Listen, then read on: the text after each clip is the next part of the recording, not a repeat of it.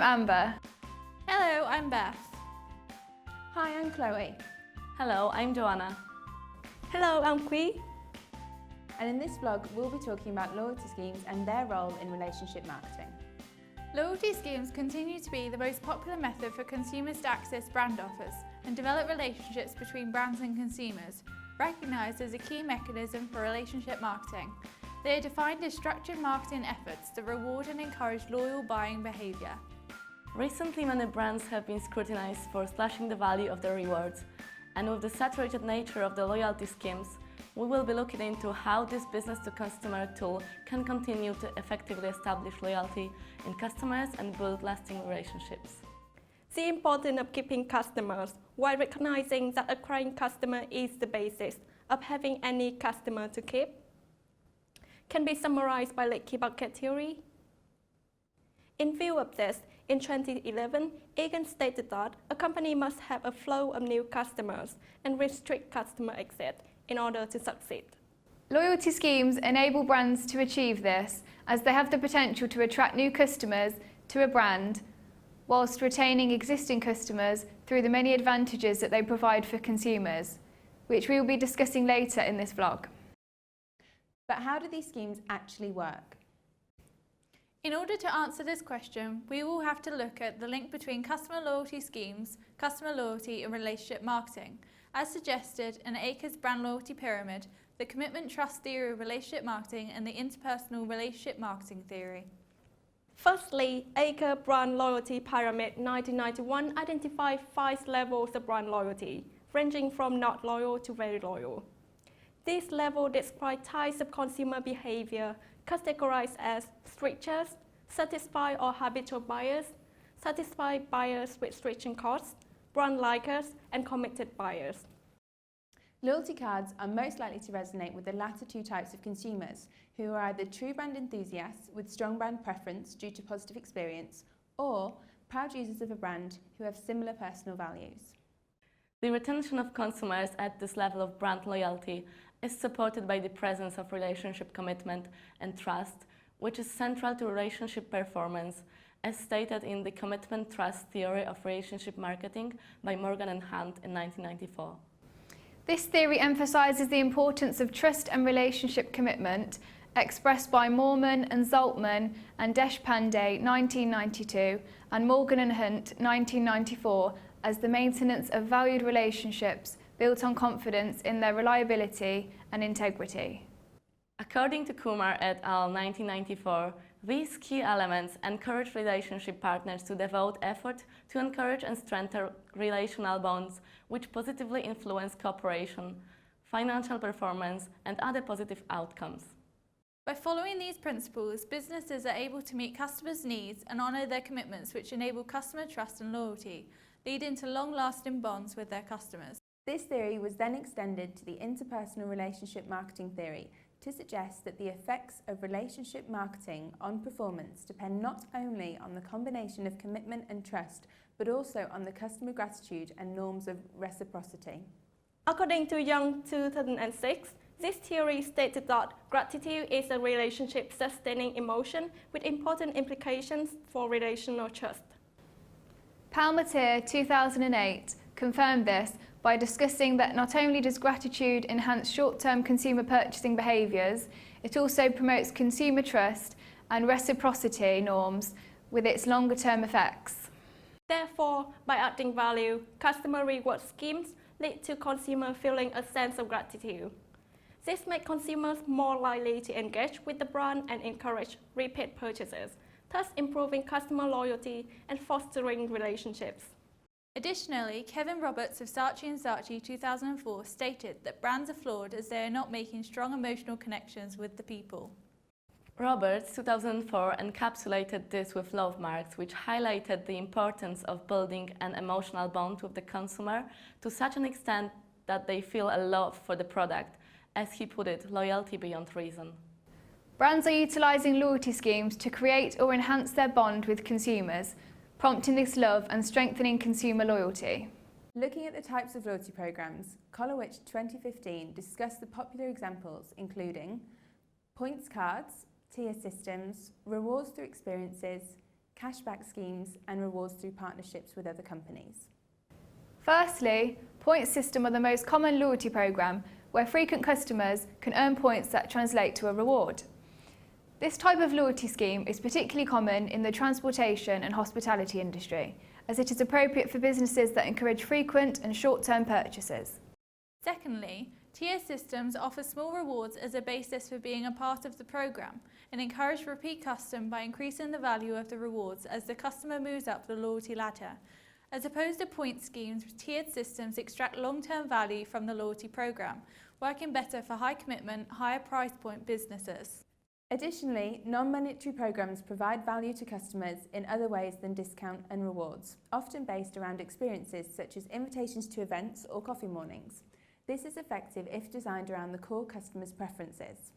Another type of loyalty scheme is cashback to loyal customers. Cashback is an incentive program operated by credit card companies, where a percentage of the amount spent is paid back to the cardholder. It is common for businesses to partner with another company in order to provide customers with value services that are beyond what the company could offer themselves, enabling the growth of both companies' network as they reach each other, partner, and customers. Loyalty programs pose many benefits to customers, in addition to limitations. Research by Rowley 2007 has investigated how loyalty schemes create additional value and benefits to consumers by understanding their growing needs and expectations. Yi and Yeon 2003 found that the perceived value of loyalty programs affects how positively the consumer will respond to the loyalty scheme and therefore subsequent brand loyalty. Exclusives are a key driver for customers to join loyalty schemes. According to Palmatier et al. 2009, customers react with greater gratitude upon realisation that they are one of few exclusive reward recipients. Exclusivity of loyalty programme awards have been found by Steinhoff and Palmatier 2016 to influence customers' perception of status, leading to feelings of superiority and self-enhancement, and this makes the schemes attractive to customers. Loyalty schemes have also been shown to increase engagement between consumers and brands, building a sense of community and impacting self-congruence in consumers between their ideal and actual self. Venuccio et al. 2015 established that consumers value communities as they gain a sense of belonging to a social group of people with a shared interest in a brand and loyalty scheme. This sense of belonging can improve member perception of their self-image, discussed by Brasher, Alejandro, Kang and Groza 2016. In contrast, a common complaint of loyalty programs is the excessive communication sent out by brands to customers. Moore and Sikam 2005 stated that whilst these communications are largely beneficial in providing useful information about exclusive offers, if they are not utilized in the correct way, according to Dorotic et al. 2000, consumers' engagement and utilization of the loyalty program can be affected. Although the majority of literature explains the benefits of loyalty schemes to customers and brands, the question of whether it is necessary for consumers is less discussed. The Guardian in 2013 explained that for a loyalty scheme to be worth it for customers, it depends on the differentiation and added value of the scheme, as well as individual customer shopping habits. It is not uncommon to have upwards of 10 loyalty cards in a customer's wallet, but how many do customers actually use? And do physical loyalty cards really work? It seems the bulk of loyalty cards can negatively impact the consumer's intentions to utilise the loyalty programme. Not only is this a problem for the consumer, brands are struggling to differentiate themselves among the competitors' offering. However, those that do can gain a competitive edge if they produce an innovative scheme and will therefore stand out to consumers. Loyalty programmes inherently increase relationship duration, as customers involved in loyalty programmes have been found by Smith et al. 2003 to spend more time interacting with staff in store due to their increased loyalty and subsequent desire to retain the relationship with the brand. This is due to the involvement in the loyalty scheme, increasing the likelihood of a positive experience. Furthermore, Mayer, Last and Christopher 2013 suggested that loyalty schemes can also increase loyalty and repeat purchases through numerous methods, including identification with a brand, as discussed by Ye, Wang and Ye in 2016. Tesco, who post personal vouchers to their customers based on their previous purchase with their club card, use another method. This encourages customers to buy from the store again. This example emphasises the significance of retaining customers in an attempt to encourage repeat purchases. A significant benefit to brands is the data that is received from loyalty schemes and, more importantly, how it can be utilised to the company's advantage. Fisher 2016 states it enables them to better understand consumers' needs by forming a profile of a consumer in view of conducting market research and segmentation, as discussed by Bianco Justicia and Domingo Ferrer 2016. A customer profile allows businesses to use the data to tailor their communications to customers in future with a level of personalisation. This is important as PSFK 2017 argues that if a brand adapts their products to customer needs, customers will be more likely to remain loyal to the brand. In spite of this, it is important to consider the limitation of loyalty schemes and how this may impact brands. For instance, loyalty schemes can be very time-consuming and also expensive. Moreover, due to the wide range of loyalty schemes available today, imitation is a common concern and a potential issue for businesses. From the literature and personal experience, there are 4 key areas where loyalty schemes can go wrong. Firstly, Wright & Sparks 1999 confirms that there is a saturated offering of loyalty schemes which run the risk of being thought of as generic. For example, a small chain Aspire with 5 locations across the Midlands and Oxfordshire has a loyalty card. I signed up as there was a promotional offer for 10% off. However, the in-store point system does not offer enough incentive, and due to the increasing competition of other loyalty programs, I haven't used this card since. On the other hand, O'Brien and Jones 1995 claim that differentiated schemes with unrealistic incentives can be unsustainable. Waitrose experienced this when they launched their scheme, where initially no purchase was required and consumers had to scan their loyalty card in exchange for a free coffee. This was taken advantage of, particularly in London, where hundreds of consumers were visiting stores with the sole intention of receiving a free coffee and not purchasing other items. Although great publicity, when this policy had to be changed, it could have been damaging for the brand, seeming to be offering less value for consumers. Waitrose handled this PR well, and now their scheme entitles customers to a free hot drink with any purchase, which could have been their initial offering. Additionally, schemes exist that offer rewards but can be complicated to use or for the company to implement, according to Haynes 2013. For example, Holland & Barrett offer a generous points-based scheme, but claiming the points isn't simple. Rather than using a loyalty card, consumers must wait for a rewards coupon to be sent out. This reduces the ease of use as well as the opportunity to shop in store at their own convenience as they await their coupon.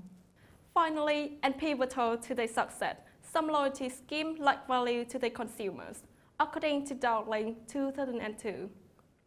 This can be either in monetary value, such as House of Fraser, or the rewards offered do not resonate with the audience.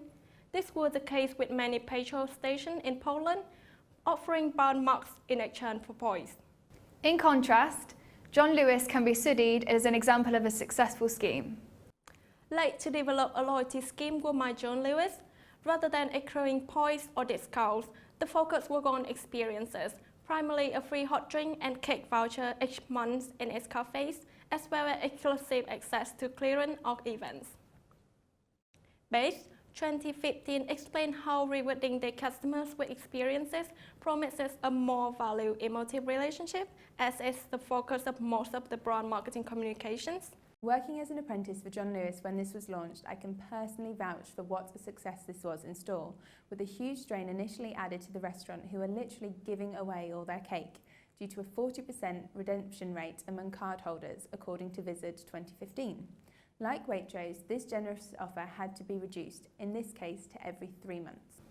Regardless, this has acted as a huge pull factor to infrequent consumers, as shown by a control group of loyalty scheme members who visited the store an additional 1.5 million times, an indication that the scheme met its objective of changing customer habits of shopping within the store for occasions only, according to Visit 2015. The scheme has been particularly successful with regular shoppers, with over 50% of people becoming members of My John Lewis in 2015, compared to just 5% among the 50% of shoppers that only use the brand once a year, according to Base 2015. The pivotal lessons to take from John Lewis are to not only be distinctive and innovative amongst oversaturated and generic offerings, but to always consider what will suit and add value for the consumer.